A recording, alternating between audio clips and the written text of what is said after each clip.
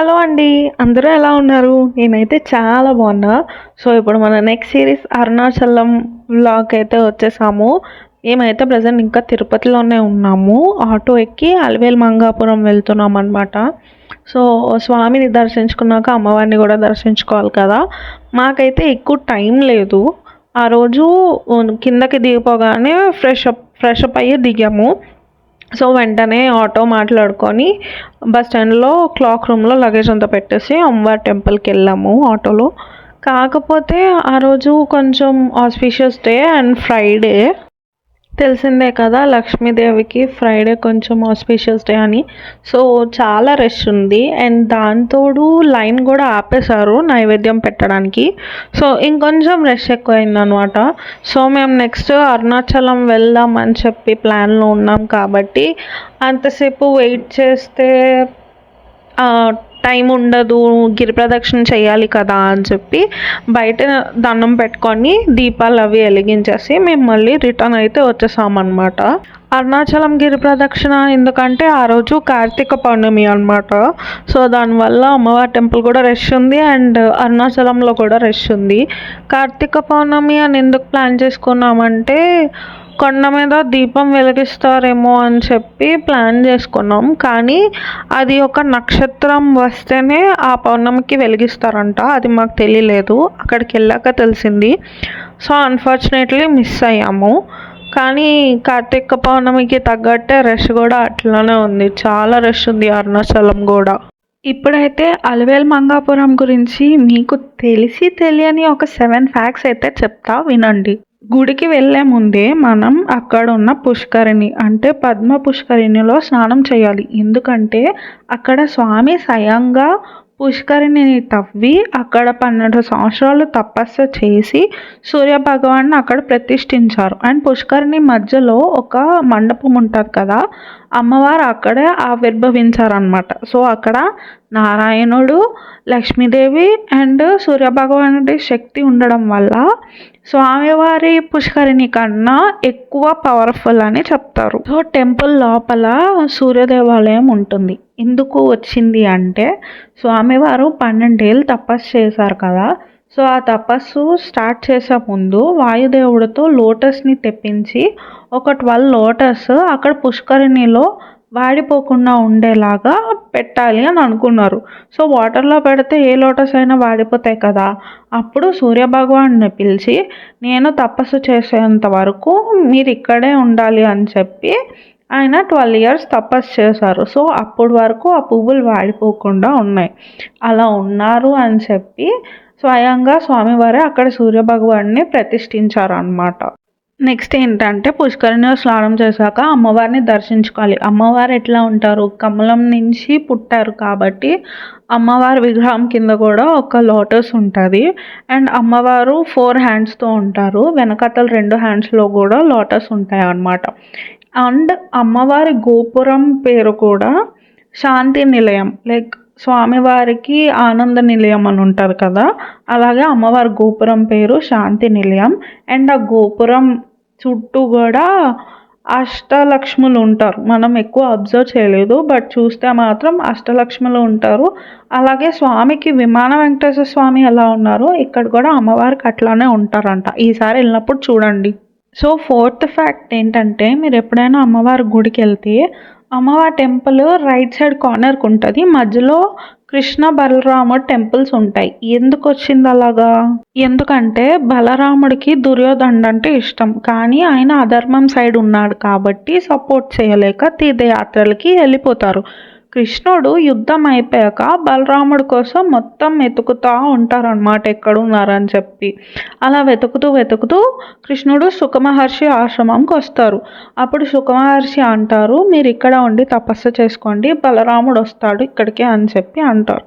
So అందుకే కృష్ణుడు అక్కడ కూర్చొని తపస్సు చేస్తూ ఉంటే బలరాముడు వచ్చి కృష్ణుడిని కలుస్తారు. మీరు అక్కడ వెళ్ళాక అక్కడ విగ్రహాలు కూడా చూడండి.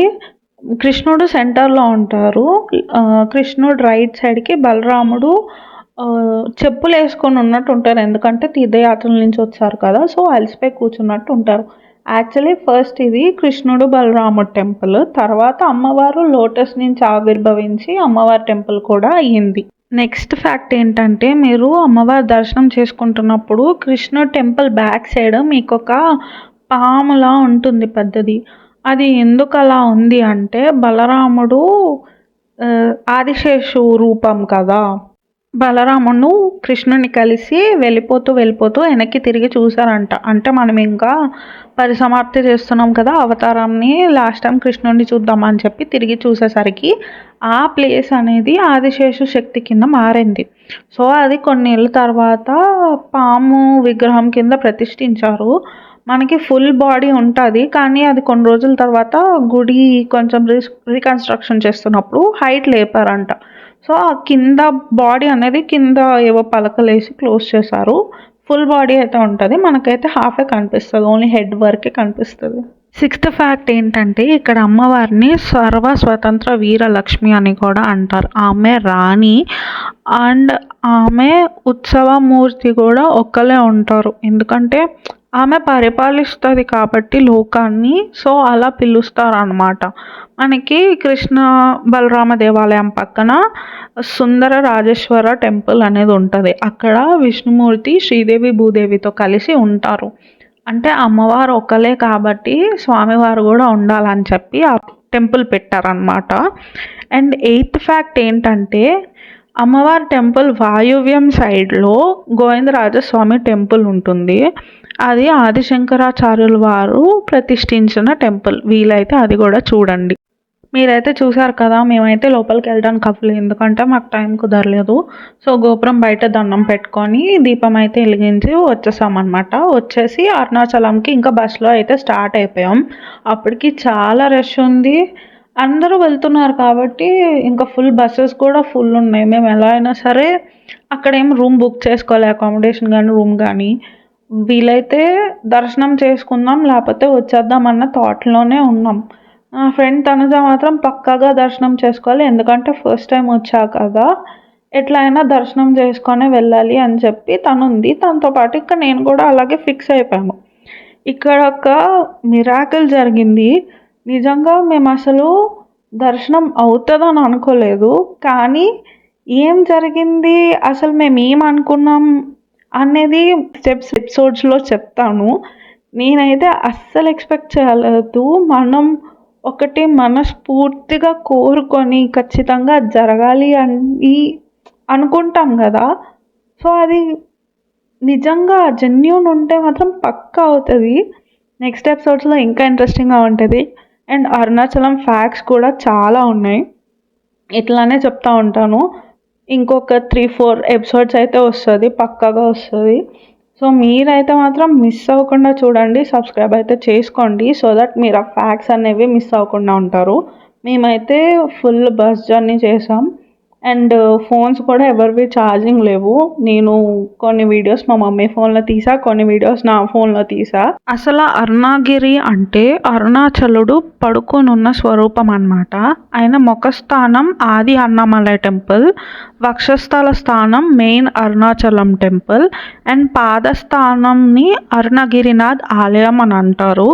ఇక్కడున్న లింగం మాత్రం విష్ణుమూర్తి ప్రతిష్ఠించింది, ఇది ఒక ఫ్యాక్ట్. అండ్ ఈ అరుణాచలం కొండ సత్యయుగంలో అగ్నిజ్వాలంలా, త్రేతాయుగంలో బంగారు కొండలా, ద్వాపర యుగంలో కమలశిలలా ఉంటుంది.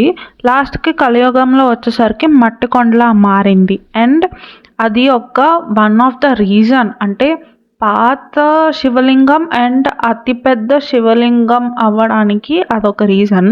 అండ్ సైంటిస్టులు ఏం కనుక్కున్నారంటే హిమాలయాస్ ఫామ్ అయ్యి 7 crore years అయ్యింది, బట్ అరుణాచలం కొండ ఫామ్ అయ్యి మాత్రం 360 years అయ్యిందంట. సో అది మరి అన్ని యుగాల నుంచి వస్తుందంటే అంత పాతదనే కదా. మేము వెళ్ళింది కార్తీక పౌర్ణమి కాబట్టి మూన్ మాత్రం ఫుల్ ఉంది.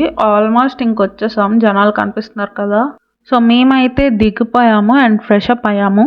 బస్ స్టాండ్లో అయితే దిగిపోయాము. సో ఈశాన్యలింగం నుంచి మెయిన్ టెంపుల్కి రోడ్డు ఉంటారు కదా, అప్పటికే చాలామంది స్టార్ట్ చేస్తారు తిరగడం.